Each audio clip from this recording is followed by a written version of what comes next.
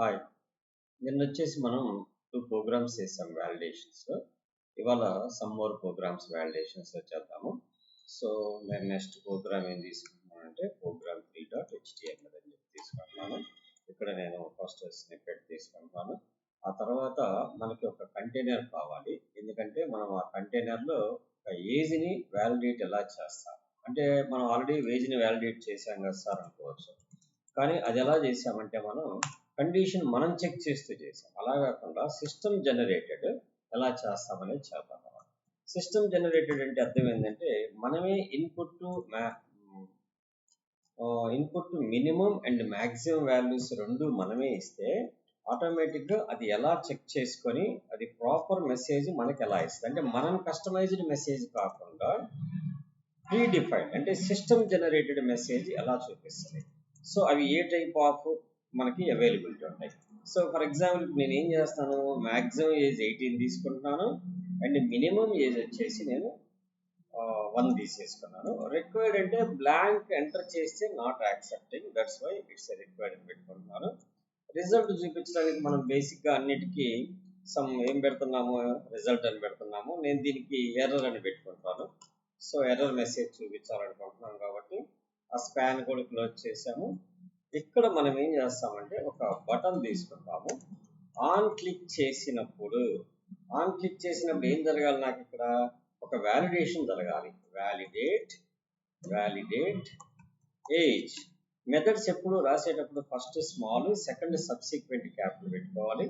ఆ తర్వాత ఏదైతే మెసేజ్ మనకి స్క్రీన్ మీద కనపడాలో ఏజ్ వ్యాలిడేట్ అని చెప్పని పెట్టుకున్నాను. ఓకే, ఇప్పుడు మనం దీనికి సంబంధించిన సిఎస్ఎస్ కోడ్ స్క్రిప్ట్ రాసుకోవాలి. ఫస్ట్ మనం అన్నిటికీ సిఎస్ఎస్ కామన్గా రాస్తున్నాము, ఎందుకంటే వర్క్ అది సెంటర్లో ఉంటే కొద్దిగా బాగుంటుంది కాబట్టి కంటైనర్ అనే ఒక క్లాస్ తీసుకుంటున్నాము. ఆ కంటైనర్లో మనం డిస్ప్లే వచ్చేసి ఫ్లెక్స్ పెడుతున్నాము. అలానే ఫ్లెక్స్ డైరెక్షన్ వచ్చేసి కోలం 1 by 1 కిందకి రావాలి కాబట్టి కోలం తీసుకుంటాము. అలానే విడ్త్ వచ్చేసి 300 పిక్సెల్స్, అందుకంటే మనకు మోస్ట్ విడ్త్ అవసరం లేదు కాబట్టి ఆ చుట్టూ ప్యాడింగ్ కావాలి కాబట్టి ఒక 10 పిక్సెల్స్ ప్యాడింగ్ తీసుకుంటున్నాము. అది స్క్రీన్కి సెంటర్లో రావాలి కాబట్టి మనం మార్జిన్ ఆటో అని తీసుకుంటాం. ఇది బేసిక్గా మనం వాడుతున్న స్టైల్స్. అయితే ఒక్కొక్క ట్యాగ్కి మధ్యలో మనకి బాటమ్ మార్జిన్ ఒకటి కావాలి కాబట్టి మనం ఏం చేస్తున్నామంటే మనం ఏమేమి ట్యాగ్స్ అయితే వాడామో ఆ ట్యాగ్స్ అన్నిటికీ డిఫాల్ట్గా మార్జిన్ బాటమ్ అనేది ఒకటి ప్రొవైడ్ చేస్తున్నాం. సో నేను ఒక 8 పిక్సెల్స్ మార్జిన్ బాటమ్ తీసుకున్నాను. సో ఇప్పుడు నేను ఒకసారి ప్రివ్యూ ఆన్ చేస్తాను. బేసికల్గా మనకు అలైన్మెంట్ అంతా కనబడుతుంది, దట్స్ ఫైన్. ఇప్పుడు మనం స్క్రిప్ట్ రాసుకోవాలి. వాట్ అబౌట్ ద స్క్రిప్ట్ అంటే ద ఫంక్షన్ రాసుకోవాలి. ఆ ఫంక్షన్ పేరు ఏం పేరు పెట్టాం మనం, వ్యాలిడేట్ ఏజ్ అని పెట్టాం. ఈ వ్యాలిడేట్ ఏజ్లోకి వెళ్ళిన తర్వాత మనం ఏం చేయాలి, ఫస్ట్ మనం దేంతో అయితే ఆపరేట్ చేయాలనుకుంటామో ఆ ఎలిమెంట్స్ కావాలి మనకి. సో ఒకటి ఏజ్ ఎలిమెంట్ కావాలి. Age element is equal to document dot get element by ID. దాని లోపల ఏంది మనం పెట్టుకున్న పేరు, అక్కడ ఏజ్ అనే పెట్టుకున్నాం కాబట్టి it should be return age. So దీన్ని కొద్దిగా సైడ్ చేద్దాం, మనకి స్క్రీన్ కొద్దిగా మరింత కనపడుతుంది. దీన్ని కూడా తగ్గిద్దాం. అట్ ది సేమ్ టైం కొద్దిగా జూమ్ కూడా చేద్దాం. Let's okay. ఇప్పుడు నేను ఇక్కడ నెక్స్ట్ ఇంకోటి ఏంటిది, ఎర్రర్ కావాలి. Error ERR element. Error element is equal to document dot get element by ID. What is the error ID is an error. So మనం అక్కడ ఏదైతే ఇక్కడ మనం ప్లేస్ చేసుకున్నామో అదే ఇక్కడ వాడుకోవాలి. సో ఆ తర్వాత నా కండిషన్ ఏంటంటే if age dot check validity అనే ఒక మెథడ్ మనకి ప్రీ డిఫైన్డ్గా ఉంటుంది. చెక్ వ్యాలిడిటీ ఇది ఎప్పుడు పనిచేసిద్ది మనకి, whenever we can use minimum and maximum attributes of the input. So మనం ఆ ఇన్పుట్లో మినిమం మ్యాక్సిమం అనే అట్రిబ్యూట్స్ ఎప్పుడైతే మనం వాడతామో అప్పుడే మనకి ఆ యొక్క మెథడ్స్ మనకు పనిచేస్తాయి, లేకపోతే పనిచేయవు. అప్పుడు ఎర్రర్ ఎప్పుడైతే మనకు ఫాల్స్ అవుతుందో అంటే వ్యాలిడేట్ కాలేదో అప్పుడు మనకు ఒక మెసేజ్ కావాలి. దానికోసం కూడా మనకు ఒక వ్యాలిడేషన్ మెసేజ్ అని చెప్పని ఒక అట్రిబ్యూట్ ప్రీ డిఫైన్డ్గా ప్రొవైడ్ చేయబడింది. అంటే మనం ఏమీ రాయకుండా సో సిస్టమ్ జనరేటెడ్ మెసేజ్ని మనం షో చేయాలనుకుంటున్నాం. So error element dot inner text is equal to blank. ఎందుకని సాటిస్ఫైడ్ అవుతుంది కాబట్టి we don't need to anything. So ఒకసారి రిఫ్రెష్ చేద్దాం. ఇక్కడ ఏజ్ నేను 45 ఇచ్చాను, ఏజ్ వ్యాలిడిటీ లెస్ దెన్ 18 అంటుంది. నేను -45 ఇచ్చాను. సో 1 కంటే తక్కువ ఉంటుంది, గ్రేటర్ దెన్ 1 ఉండాలంటుంది. I go with 15, it's validate. Okay, ఇది ఒక ప్రోగ్రాము. ఇది సిస్టమ్ జనరేటెడ్ మెసేజెస్ తోటి మనం ఎలా చేయొచ్చు. ఇది వచ్చేసి బై డిఫాల్ట్గా ఇన్పుట్ ఎలిమెంట్ యొక్క యాట్రిబ్యూట్స్ మినిమం మ్యాక్సిమం వాడినప్పుడు then this method should be applied. So అలానే వ్యాలిడేషన్ మెసేజ్ ఏంది, ఎప్పుడైతే ఎర్రర్ జనరేట్ అవుతుందో ట్రూ అయినా ఫాల్స్ అయినా మనకు ఒక వ్యాలిడేషన్ మెసేజ్ రిటర్న్ అయింది. సక్సెస్ అయినా లేకపోతే ఫెయిల్ అయినా ఎందుకు ఫెయిల్ అవుతుంది అనేది దాన్ని డైరెక్ట్గా మనం కాల్ చేసాం అనమాట. Okay, let's we can move to next program 4.html. Then మనం నెక్స్ట్ ఏంది, మనకి ఇదే దాన్ని ఓవర్ఫ్లో అండర్ఫ్లో అని చెప్పిన 2 మెథడ్స్ తోటి. సో కాబట్టి నేను ప్రోగ్రామ్ మొత్తం రాయకుండా ఏం చేస్తానంటే Ctrl A కొట్టుకుంటున్నా, దీన్ని మొత్తం కాపీ చేసుకుంటున్నా, ఇక్కడికి వచ్చేసి Ctrl V చేస్తాను. సో నేను ఇక్కడ మెథడ్స్ ఏమీ మార్చట్లేదు, just I change the 2 properties మారుస్తాను. ఏమేంటి అంటే ఇప్పుడు ఏజ్ డాట్ చెక్ వ్యాలిడిటీ కాకుండా నేను ఇక్కడ అండర్ఫ్లో ఓవర్ఫ్లో అనే 2 validity VALIDITY validity dot range range overflow అంటే అర్థమైంది, మనం ఉండాల్సిన దానికంటే మనం ఇచ్చిన ఇన్పుట్ మ్యాక్సిమం మినిమం కంటే రీచ్ అయితే దట్ ఈస్ కాల్డ్ ఓవర్ఫ్లో. అలా కాకుండా అండర్ఫ్లో, ఒకవేళ మనం ఇచ్చిన దానికంటే వ్యాలిడిటీ డాట్ రేంజ్ అండర్ఫ్లో అనుకోండి, అంటే ఇచ్చిన దానికంటే తక్కువ ఉందని అర్థం అనమాట. సో అండర్ఫ్లో సాటిస్ఫైడ్ అయితే ఇక్కడ దాని యొక్క మనం కస్టమైజ్డ్ మెసేజ్ రాసుకుందాం ఇక్కడ, దాని మెసేజ్ కాకుండా. సో డబుల్ కొటేషన్స్లో ఏం రాద్దామంటే, so age is exceed the maximum limit reach అయిపోయింది అన్నాం, అది ఎక్సెస్ కాబట్టి, ఓవర్ఫ్లో కాబట్టి. అండర్ఫ్లో అయితే age is below minimum limit అని పెట్టుకున్నాం. So that's fine. ఇప్పుడు ఇవేవి కాలేదు అంటే సక్సెస్ అయినట్టేగా మనకి. సో కాబట్టి అల్టిమేట్ ఎల్స్ తీసుకొని ఇక్కడ ఎర్రర్ ఎలిమెంట్లో మనం error element dot inner text is equal to ఏం పెడదాం, age is okay. Okay, age is okay అని చెప్పి మెసేజ్ ఇచ్చేద్దాం. దట్స్, దీన్ని క్లోజ్ చేద్దాం, ఎందుకంటే ఇది ప్రీవియస్ ప్రోగ్రామ్ యొక్క ప్రివ్యూ. దీని ప్రివ్యూ తీసుకుందాం ఇక్కడ. Then we will check it. I go with 45 exceeds the maximum limit. I go with -56, age is below. I give with 17, age is okay. Now all functionalities will be added. So ఇక్కడ ఏం జరిగింది, special ఏంది, అక్కడేమో validity నుంచి మెసేజ్ని తెచ్చుకుంటున్నాము, ఇక్కడ ఏం చేస్తున్నామంటే వ్యాలిడిటీలో రేంజ్, మనం ఇచ్చిన రేంజ్ కంటే ఎక్కువ ఉందా తక్కువ ఉందా, ఈ 2 కాలేదంటే ఇట్స్ ఏ సాటిస్ఫైడ్ మెథడ్ అనమాట. సో ఇది ఒక మెథడ్. సో నెక్స్ట్ ఇంకొక ప్రోగ్రామ్ చేద్దాం మనం ఈరోజు. సో దాని పేరు ప్రోగ్రామ్ 5.html అని పెట్టుకుందాం. Programme 5.html. సో దీంట్లో కూడా మనం యాజ్ ఇట్ ఈజ్లీ అదే వ్యాలిడేషన్స్ చేస్తాం కాబట్టి ఆ కంటైనర్ ఇవన్నీ కావాలి మనకి. సో ఎందుకని మనం వ్యాలిడిటీ అండర్ఫ్లో ఓవర్ఫ్లో అని చెప్పనేది పెట్టుకో, ఒక లిమిటేషనే కావాలి నాకు ఇదే ప్రోగ్రాము.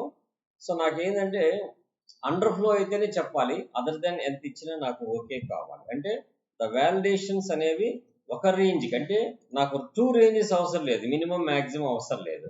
సో అప్పుడు నేను ఏం చేస్తానంటే మినిమం అనేది I remove the minimum value. So I give the only maximum value. Maximum value ఒకటే ఇచ్చాను కాబట్టి ఇక్కడ ఎల్స్లో అండర్ఫ్లో అనేది నేను లిమిట్ తీసేస్తాను అనమాట. సో మనకి ఏమవుతుంది, అండర్ఫ్లో అయినప్పుడే కనపడాలి, మనకి ఓవర్ఫ్లో అయినప్పుడు అవసరం లేదు. సో కాబట్టి ఎక్సెస్ ఎంత ఉన్నా పర్లేదు కానీ ఇంతకంటే తగ్గకూడదని చెప్తున్నాం కాబట్టి ఆ పైన కండిషన్స్ వరకు తీసేస్తున్నాము. దెన్ ఫైల్లోకి వెళ్ళి సేవ్ చేసి దీన్ని క్లోజ్ చేసి మళ్ళీ ప్రివ్యూ ఓపెన్ చేద్దాం. సో ఇప్పుడు ఏమైంది, ఓన్లీ ఒక కండిషనే చెక్ చేసేది, ఏది మినిమం. అంటే మినిమం కంటే ఇక్కడ ఏమవుతుంది, ఏజ్ ఈజ్ ఓకే. ఎందుకని మనం ఇచ్చిన వాల్యూ ఎంత, 18. సో 18 దాటిన తర్వాత ఇచ్చామనుకోండి, సో ఏజ్ ఈజ్ ఓకే. ఎంత ఇచ్చినా ఓకే అవుతుంది. ఎందుకని ఇక్కడ మనం వాడిన కండిషన్ ఏంది, అండర్ఫ్లో వాడాం. అండర్ఫ్లో అంటే మనం ఇచ్చిన మినిమం వాల్యూ పెట్టాల్సింది, మనం ఇక్కడ మ్యాక్సిమం పెట్టాం. సో కాబట్టి లెటర్స్ చేంజ్ ద మ్యాక్సిమం తీసేసి మినిమం అని పెట్టేసుకుంటే ఇప్పుడు రిఫ్రెష్ చేయండి. 18 కంటే బిలో ఇస్తే దెన్ ఇట్ షోస్, 18 కంటే ఎబోవ్ ఇస్తే it cannot show. Up to నువ్వు ఎంత ఇచ్చినా కానీ ఇట్ షుడ్ బి యాక్సెప్ట్. ఎందుకంటే మనం అండర్ ఫ్లో వాడినప్పుడేమో మినిమం వాల్యూ చెప్పాలి, ఓవర్ఫ్లో అంతకంటే ఎక్కువ ఉండకూడదు, బిలో ఎంత ఉన్నా పర్లేదు అన్నప్పుడేమో మినిమం మ్యాక్సిమం వాల్యూ అవ్వాలన్నమాట. These two is very important. So ఈ 4 ప్రోగ్రామ్స్ అయిపోయినాయి, మనకి 5 ప్రోగ్రామ్స్ అయిపోయినాయి.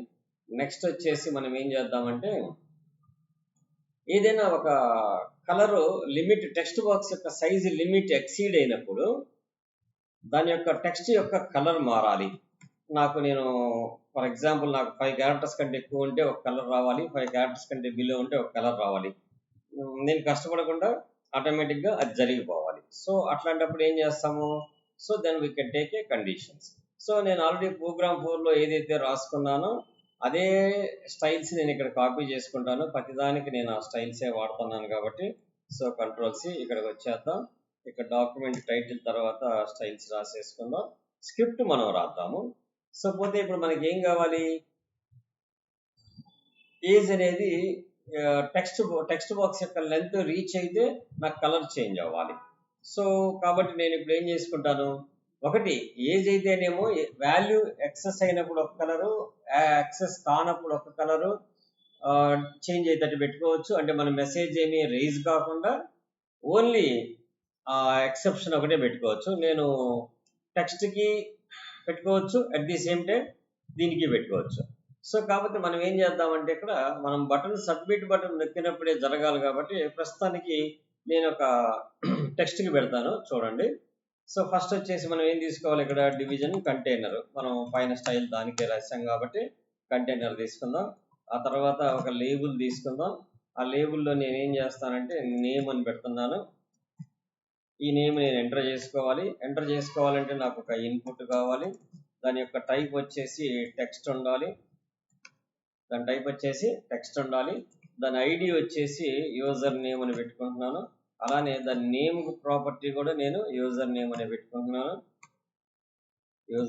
పెట్టుకుంటున్నాను.